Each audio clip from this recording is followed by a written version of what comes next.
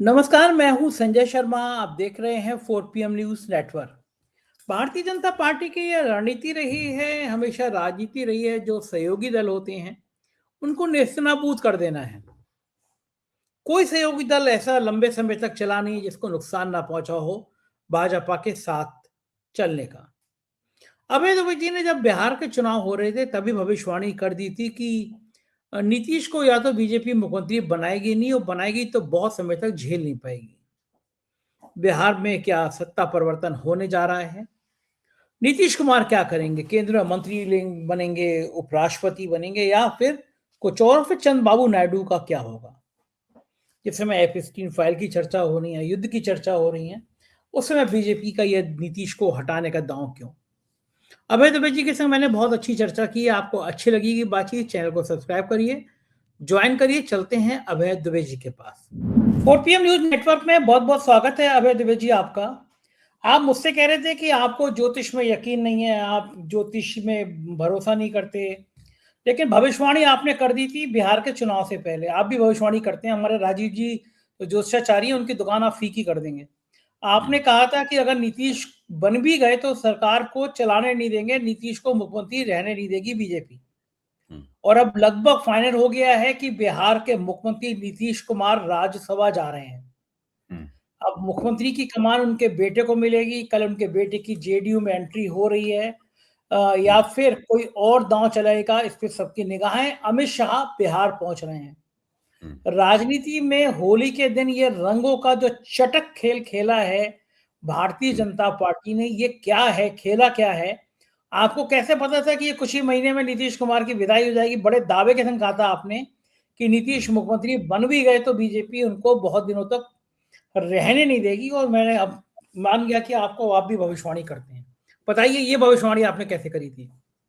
देखिए, ये भविष्यवाणी नहीं थी, ये एक विश्लेषणात्मक आकलन था, जिसका आधार ये था कि भारतीय जनता पार्टी की महत्वाकांक्षा बिहार की गद्दी पर कब्जा करने की है। और बिहार की गद्दी पे वो एक ही तरीके से कब्जा कर सकती है थी, दो तरीके से कब्जा कर सकती थी। एक तो ये नीतीश कुमार को जबरन हटा देती। नीतीश कुमार को जब भी उसने साजिश करके जबरन हटाने की कोशिश की तो नीतीश कुमार पलटी मारे। नीतीश कुमार ने पलटी मारी और वो राष्ट्रीय जनता दल के साथ जाकर मिल गए, और इस तरह भारतीय जनता पार्टी को एक बार नहीं 2 बार उन्होंने धता बताई।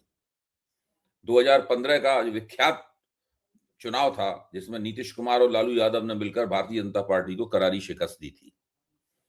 इसलिए भाजपा की इस बार कोशिश ये थी कि जोर जोर का झटका धीरे से दिया जाए और नीतीश कुमार को इस तरह हटाया जाए जिसमें नीतीश कुमार की अपनी सहमति हो, यानी एक समझौता करके हटाया जाए। अच्छा, ये बात बिहार में और दिल्ली में पिछले 2-3 दिन से इसकी सुगबुगाहट चल रही थी। लेकिन मुझे अभी भी इस बात का पूरा यकीन नहीं है कि ऐसा अभी हो गया है और वो समझौता जिसके तहत बिहार में सत्ता का परिवर्तन होना है, वो समझौता बन गया है, तैयार हो गया है।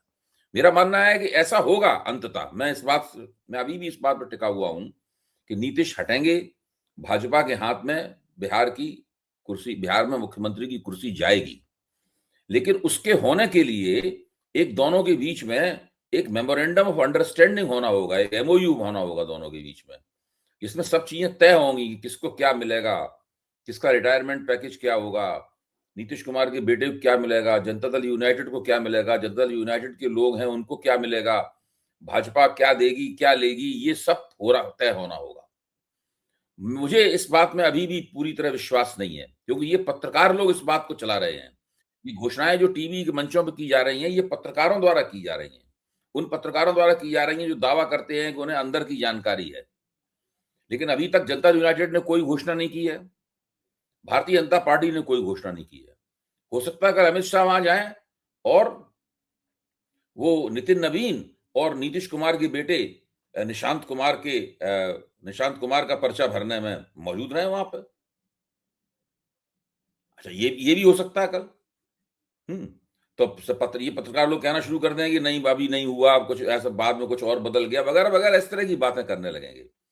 ठीक है, इस कहीं किसी चैनल पे ये बात एक अटकल की तरह आ रही है, किसी चैनल पे ये बात थोड़े विश्वास के साथ कही जा रही है। लेकिन अगर ये सब तय हो गया है तो जो दोनों पार्टियां हैं और पूरा जो एनडीए है, नेशनल डेमोक्रेटिक अलायंस है, इसमें और भी कई पार्टियां। अगर ये तय हो गया तो क्या ये चिराग पासवान को नहीं पता होगा? अगर ये तय हो गया है तो क्या ये उपेंद्र कुशवाहा को नहीं पता होगा? अगर ये तय हो गया है तो जितेंद्र राम मांझी को नहीं पता होगा? ये उन लोगों को भी ये बात पता होगी। कहीं ना कहीं से तो ये बात निकल के आती ही। कोई बात नहीं, अभी हम लोग जो ये कार्यक्रम रिकॉर्ड कर रहे हैं आपके साथ में, हो सकता है कि कुछ घंटे बाद इस चीज पूरी तरह की पुष्टि हो जाए, क्योंकि ये काम होना तो है, इसको तो मैं मानता हूं, ये होना है। लेकिन ये कब होगा, कैसे होगा, उसकी मॉडलिटीज क्या होंगी, उसका ढांचा क्या होगा, उसके पीछे की राजनीति क्या होगी, और उससे कुल मिलाकर सत्ता का बंटवारा किस तरह होगा केंद्र में और वहां पर, और जनता दल यूनाइटेड का भविष्य से जुड़ा हुआ है वो क्या होगा, क्या ये सब चीजें बाकायदा इन चीजों के ऊपर एक सहमति बन गई है? अगर इन चीजों में सहमति बन गई, इसका मतलब यह है कि ये बातचीत बहुत दिनों से चल रही होगी, उसमें एक पहलू नहीं है शामिल इसके अंदर। ये मत मानिए इसमें एक ही पहलू शामिल है। अच्छा, अब आप इसमें तर्क सोचिए, नीतीश कुमार राज्यसभा के सदस्य, कहा ही जा रहा है कि राज्यसभा के सदस्य बन के आएंगे। राज्यसभा के सदस्य बन, क्या वो केवल राज्यसभा के सदस्य ही रहेंगे? ये राज्यसभा के सदस्य बनने का मतलब है कि उन्हें केंद्रीय मंत्रिमंडल में एक बड़ी जिम्मेदारी दी जाएगी। अगर उन्हें केंद्रीय मंत्रिमंडल, अगर उन्हें कोई, तो इसका मतलब ये हुआ कि उनको कोई सजावटी पोस्ट, गवर्नर की पोस्ट वगैरह ये नहीं दी जाएगी, बल्कि वो एक प्रशासकीय जिम्मेदारी लेंगे। अगर वो केंद्रीय मंत्रिमंडल में केंद्रीय कैबिनेट रैंक के मंत्री की जिम्मेदारी निभा सकते हैं, इतने उनका स्वास्थ्य ठीक है, इतने वो सतर्क और चाक चौबंद हैं, तो फिर बिहार के मुख्यमंत्री की जिम्मेदारी क्यों नहीं निभा सकते, जो जन्म जिंदगी से निभा रहे हैं? भाई आखिरकार उसके पीछे कोई तर्क होगा ना। और खुद नीतीश कुमार की तस्वीरें जिस तरह उनके बेटे के साथ आज के अखबारों में आई हैं, और एक दो दिन से वो चल रही हैं, तो नीतीश कुमार जाएंगे ये निश्चित है। कब जाएंगे ये अभी अटकलों के दौर में है। मैं तब तक इस बात को नहीं मानूंगा जब तक कि पार्टियों की तरफ से इसमें पुष्टि ना हो जाए। ये भी बड़ा आपकी बात सही है कि आपको पुष्टि तभी माननी चाहिए जब हो जाए, लेकिन लगभग तय है, क्योंकि सभी जगह ये बात आ गई कि कल नामांकन करा रहे हैं, वो हमेशा जाएंगे। लेकिन मेरा बड़ा सवाल ये है कि क्या लगता है कि डिप्टी प्राइम मिनिस्टर जैसी कोई पद हो सकता है? डिप्टी प्राइम मिनिस्टर नाम का कोई पद नहीं हो सकता। ये नरेंद्र मोदी की सरकार है। केवल उन्हीं प्रधानमंत्रियों के तहत उप प्रधानमंत्री होते हैं जो कि अपने आप जो मानते हैं कि वो सत्ता का बंटवारा करने के लिए तैयार है, सत्ता में हिस्सेदारी देने के लिए तैयार है। कोई उप प्रधानमंत्री जैसा कोई भी पद नहीं हो सकता। और उप प्रधानमंत्री बनाने के लिए नीतीश कुमार को राज्यसभा सदस्य बनाना पहले जरूरी नहीं है। उप प्रधानमंत्री बनाना बहुत बड़ी बात होगी। वो इसका मतलब है कि नरेंद्र मोदी अपनी अथॉरिटी की हिस्सेदारी कर रहे हैं। और अगर कोई महत्वपूर्ण मंत्रालय होता है तो चंद्रबाबू नायडू नहीं कहेंगे कि उनके बेटे को भी एक बड़ा मंत्रालय? भाई वो तो देखिए, ये कोई बहुत आसान निर्णय नहीं होगा। कोई भी निर्णय होगा वो कोई बहुत आसान निर्णय नहीं है। अच्छा, अगर बात ये निकलती है कि नीतीश कुमार निशांत कुमार को राज्यसभा का सदस्य बना देते हैं और उसके लिए उन्हें भाजपा की मदद नहीं चाहिए, उनकी पार्टी के पास इतने एमएलए हैं, तो कि उनके पास एक कोटा है राज्यसभा की सदस्यता का, वो उनके एमएलए की दम पे ही निशांत कुमार राज्यसभा के सदस्य बन सकते हैं। राज्यसभा के सदस्य बनते ही उनकी सक्रिय राजनीतिक पारी शुरू हो जाएगी और 6-7 एक साल के अंदर अंदर वो नीतीश कुमार के उत्तराधिकारी बनने की मुद्रा में आ जाएंगे पूरी तरीके से। तो उससे तो भारतीय जनता पार्टी का मुख्यमंत्री के पद पर बैठने का ख्वाब जो है वो और पीछे चला जाएगा। तो मामला इतना इतना आसान नहीं है। मतलब अच्छा, अगर मान लीजिए थोड़ी देर को ये हम मान लें कि वो राज्यसभा जा रहे हैं, तो क्या वो मन से गए होंगे, या ऐसा कौन सा दबाव भारतीय जनता पार्टी मुझे तो नहीं लगता कि नीतीश कुमार की इतनी मति फिर गई है। या तो उनको बहुत कोई बड़ा प्रस्ताव मिला है।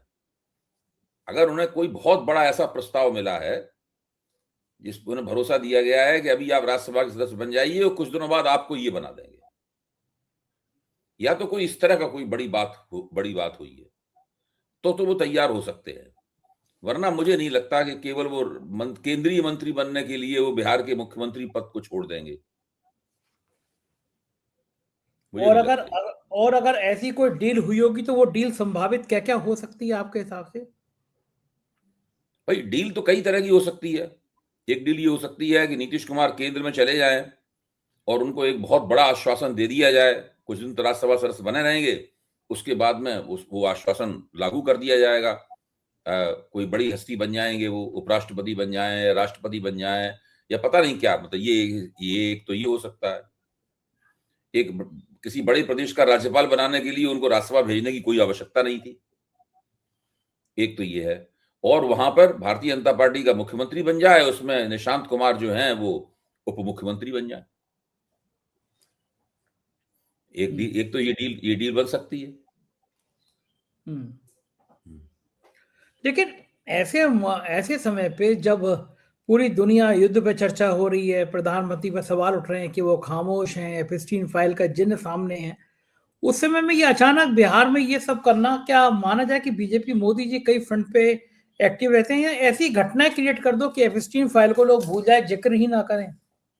देखिए, एप्स्टीन फाइल तो आप कुछ भी हो जाए, एप्स्टीन फाइल की चर्चा होती रहेगी, क्योंकि वो केवल भारत से संबंधित मामला नहीं है। कोई भारत में घटित हुई घटना नहीं है, इसको मोदी किसी स्पिन डॉक्टरी करके दबा दें। वो अमेरिका में घटित हुई घटना है, उसमें नए-नए लोगों के नाम आते रहते हैं, मामला प्रकाश में आता रहता है, बहुत सारे डॉक्यूमेंट प्रकाश में आ गए हैं, उससे भी ज़्यादा डॉक्यूमेंट, दस्तावेज प्रकाश में आने बाकी है। तो मुझे नहीं लगता है कि एप्स्टीन फाइल की चर्चा इसमें बंद हो सकती है। और युद्ध भी चल रहा है, युद्ध में मुख्य खबर तो युद्ध ही है। अच्छा, दूसरे बिहार में अभी चुनाव एनडीए को जीते हुए बहुत समय नहीं हुआ है। मुझे लगता है कि अगर अभी वहां बिहार में सत्ता परिवर्तन होता है तो ये बहुत कम समय में होने वाला सत्ता परिवर्तन होगा। अच्छा, भारतीय जनता पार्टी बिहार में करने क्या जा रही है? अचानक राष्ट्रीय अध्यक्ष बिहार से आ गया, फिर नितिन नवीन को राज्यसभा भेजा गया। बिहार इतनी बड़ी लेबोरेटरी क्यों बना रही है बीजेपी? कारण क्या है? नहीं हो सकता बिहार को एक बहुत बड़ी मदद वो बिहार को एक अपने नमूने की नमूने के प्रदेश के तौर पे वो देख रहे हो। अच्छा, ये तो बात तय है कि जो वायदे किए थे चुनाव में, उन वायदों को पूरा करने के लिए केंद्र सरकार को बहुत बड़े पैमाने पर बिहार को रुपया ट्रांसफर करना पड़ेगा। तभी उन महिलाओं को जो भी देने की बात थी, 10-10 हजार रुपए देने की बात थी, लगातार उनको देते रहने के लिए एक बहुत बड़े पैमाने पर रुपया ट्रांसफर करना पड़ेगा। हो सकता है केंद्र सरकार ये सोच रही हो कि भाई बिहार सरकार तो हम ही चला रहे हैं, हम ही भेज रहे हैं वहां पैसा करने के लिए, वरना बिहार के पास तो पैसा है नहीं।